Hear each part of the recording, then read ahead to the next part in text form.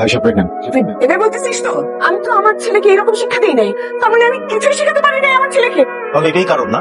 এটাই হুট করে বিয়ে করার কারণ হচ্ছে এটাই? আমি আশেপাশে মানুষকে মুখ দেখাবো কি করে? আমার ছেলের কাজ না এটা, এটা আমার ছেলের কাজ না, কখনো হতে পারে না।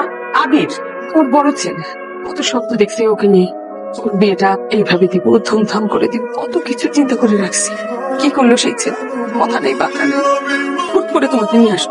একটা মা হিসাবে আমার তো অভিমান করার অধিকার আছে, আছে না? তারপরেও দেখো আমি সব কষ্ট মুখে চেপে রেখে মেনে নিয়েছি। 2 দিন হয় নাই তোমাদের বিয়ে হয়েছে, এখন এসে বলতেছে নাকি তুমি তুমি নাকি প্রেগনেন্ট। এই কথাটা বললো কি করে?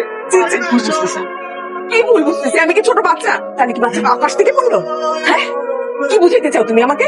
কি বুঝাতে চাও? মা বাচ্চাটা আবিরের না। আমি এটা কি শুনলাম? আমি এটা কি শুনলাম? আমি কেন শুনলাম? আল্লাহ আল্লাহ, আমি আমার কানকে তো বিশ্বাস করতে পারতেছি না। আল্লাহ কি হয়েছে কি সেটা বলবো? কি হয়েছে? কি হয়েছে মা? তোর মা একটু উত্তেজিত হয়ে অসুস্থ হয়ে পড়ছিল আর কি। বৌমার কাছে কি যেন শুনছে, শুনে আর কি উত্তেজিত হয়েছিল। তুই তো তোর লজ্জা শরমের মাথা খাইছিস, তোর মান সম্মান ইজ্জত কিচ্ছু নাই। মা কি হয়েছে আমাকে বলো না, আমি এখন বুঝতেছি। কি হয়েছে কিছু জানিস না? না কিচ্ছু বুঝতে নেই।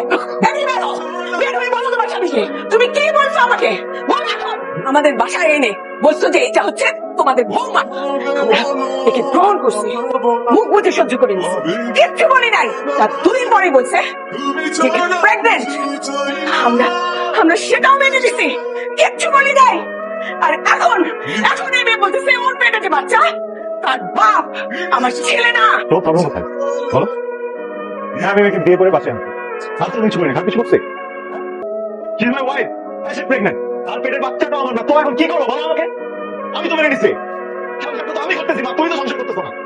বিয়েটা তো আমি করছি মা, ও তো আমার ওয়াইফ। তোমার ওয়াইফ, আমার যদি প্রবলেম না থাকে তোমাদের কি প্রবলেম বলো?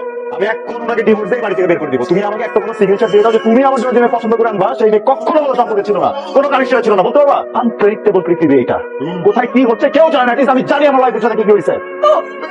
তাহলে তোমার তো প্রবলেমই নাই, দুনিয়াতে কোনো সমস্যা নাই, কোনো সমস্যা নাই। আমার মা এভাবে চিৎকার করে করে নিজের ছেলে এবং নিজের ছেলের বউর ক্যারেক্টার সার্টিফিকেট কোন দিচ্ছিল, এটা পুরো বিল্ডিং জেনে গেছে বাবা। তোমার পারিবারিক না। আমি এই বাড়ি থেকে এক্ষুনি বেরিয়ে যাবো। আমি জানি আমি বেরিয়ে গেলে 2 দিন পরে দেখবা আমার পা ধরে টেনে নিয়ে আসবে। হয় এই বাড়িতে এই মেয়ে থাকবে, আর নাহলে আমি থাকবো।